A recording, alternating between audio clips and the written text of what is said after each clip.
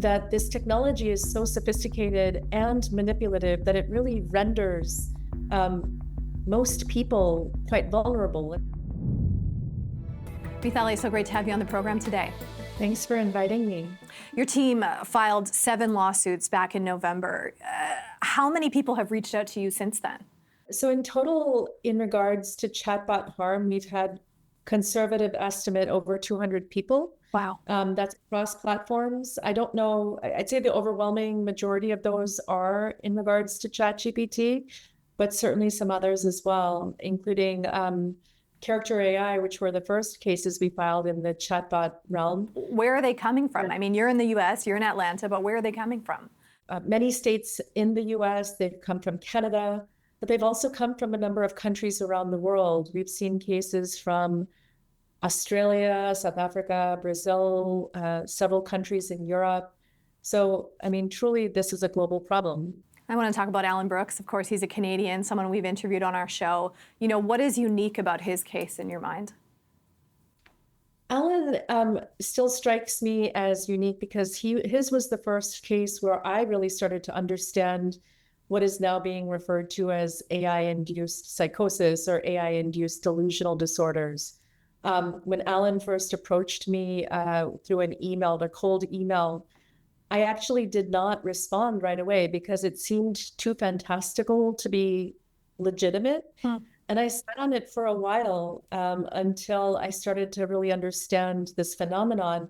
And then I reached back out. And so I really have gratitude to him for kind of educating me about this issue. And certainly since then, since Alan came forward, we've seen so many others who've had a similar experience to what he had on the platform. Is there any, story that really sticks with you? I mean, there's been so many tragic stories. Once we started to receive cases from adults, we saw that despite the fact that legally speaking, they were of majority age, over 18, that this technology is so sophisticated and manipulative that it really renders most people quite vulnerable. And so, the concept of vulnerability, which I think we like to cabin as something that particularly afflicts children, I think it's open for questions now because, there's so many people that come with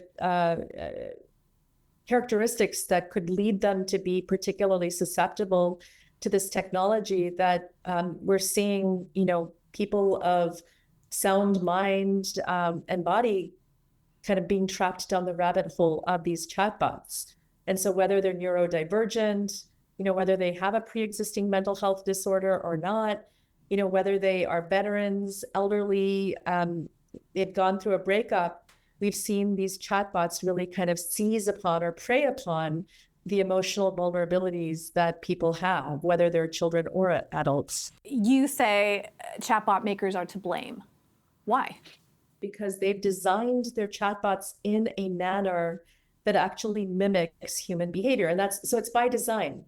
And this is done to, keep eyeballs online, to keep humans engaging with these machines as though they're humans for hours on end. I mean, in some cases, when people are in the full throes of a delusion or they're, contemplating suicidal ideation, at some points, users are using these chatbots up to 12, 16 hours a day. And so that is why companies are to be held accountable, because they're designing these chatbots to do exactly what they're doing.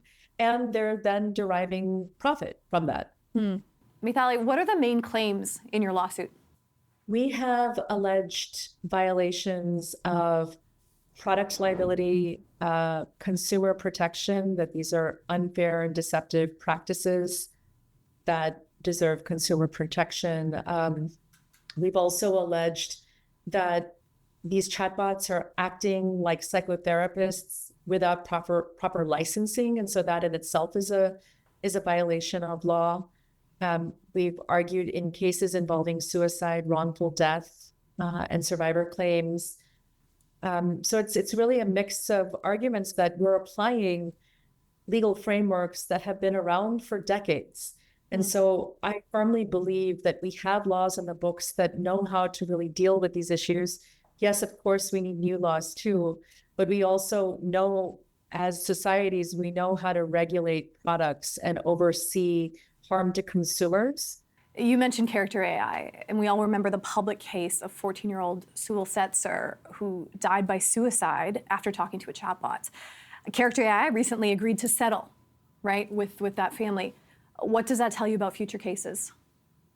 Well, hopefully it sounds the alarm bell within the generative AI industry that companies, can be pursued for accountability, and that there is reason to believe. I mean, with the character AI lawsuit that you speak of, we were able to secure a influential judgment on their early attempts to throw out the case, in which the judge was very clear that the chatbot did not enjoy First Amendment protections, that the chatbot was a product for purposes of being able to assert product liability law. And so these kinds of decisions, I think, ultimately will hopefully force companies to reckon with the fact that they need to change their products or else face accountability in court. Are you hopeful, Mithali? I'm a mom too. I have to be hopeful, but I'm more concerned than I've ever been about the impact of technology. My children are, 9 and almost 11, and so they're not quite on tech, but they're nearing that point, and I see the pressure every day. I am worried both in my personal capacity and my professional capacity about how much we're able to guard them against these dangers. When I first received outreach from Megan Garcia, Sewell Setzer's mom, I had been working in tech, for years, and yet I'd never heard of character AI. I had never heard of chatbots. And I remember coming away from that first conversation just frozen to think, gosh, I, as somebody who's deeply steeped in these issues, could have been completely, had the rug pulled out from underneath me. I just can't imagine what the average parent who is, generally unaware of technology must feel. We need to get rid of legal immunities. We need to be able to topple this tech lobby and actually have lawmakers, judges, decision makers stand up to these companies and say, this is not unlike any other consumer product. This is not unlike toys, cars, cigarettes, products that for decades we've known how to regulate. And so too should technology, be subject to scrutiny and oversight. It shouldn't enjoy this exceptionalism that it currently enjoys in all of our societies.